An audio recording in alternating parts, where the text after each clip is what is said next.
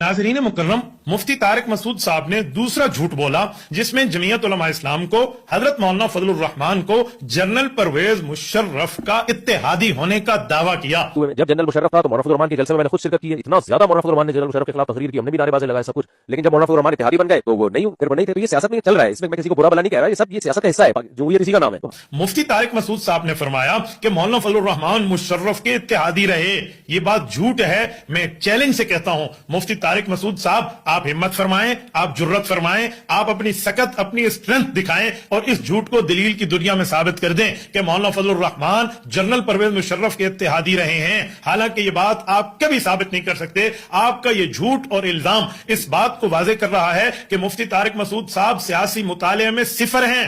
मुफ्ती तारिक मसूद साहब लकीर के फकीर हैं, इन्हें कख भी पता नहीं है कि मौलाना फजलुर रहमान ने जनरल परवेज मुशर्रफ का मुकाबला किस जुर्रत और हिम्मत से किया था। आपके इल्म में इजाफे के लिए कहना चाहूंगा, हजरत मौलाना फजलुर रहमान परवेज मुशर्रफ के दौर में नजर बंद रहे हैं। चश्मा रेस्ट कैनाल के अंदर मौलाना को नजर बंद किया गया था, ये मौलाना गिरफ्तार रहे हैं। मौलाना ने आमिर वक्त का मुकाबला किया है।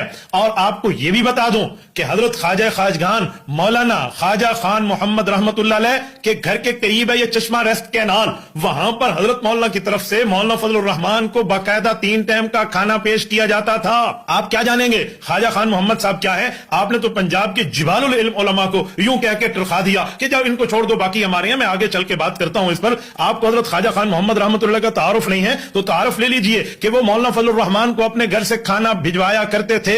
मौलाना मुशर्रफ के मुकाबले में जेल में रहे, मौलाना नजरबंद रहे, मौलाना असीर रहे, मुशर्रफ का मुकाबला किया, एक कैदी बन के रहे। आप कह रहे हैं वो मुशर्रफ के इत्तेहादी थे। फिर उसके बाद जब परवेज मुशर्रफ मजबूर हुआ और उस बंदे ने इलेक्शन का ऐलान किया और जमीयत उलमा इस्लाम मुत्तहिदा मजलिस अमल की जमातों के साथ क़यादत करते हुए जब मुंतखब होकर असम्बली पहुंची, मौलाना फजलुर रहमान ने पहले 2.5 साल मुशर्रफ और इसकी जमात की चीखें निकलवाई थी। परवेज मुशर्रफ की तरफ से नुमाइंदा जनाब जफरुल्लाह जमाली मरहूम, ये वजीर आजम के उम्मीदवार थे, इनका मुकाबला किया तो कायद मिल्लत इस्लामिया ने वजीर आजम के इलेक्शन लड़के किया।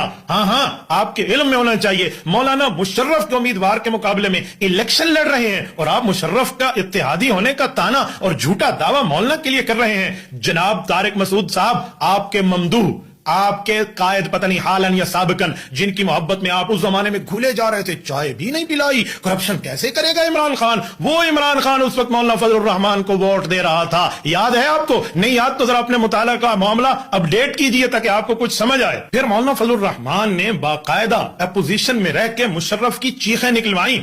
LFO के मसले पे आपको याद नहीं है? असम्बली को चलने भी नहीं दिया कि आप LFO जैसा नाजायज कानून लाएंगे। फिर मौलाना फजलुर रहमान लीडर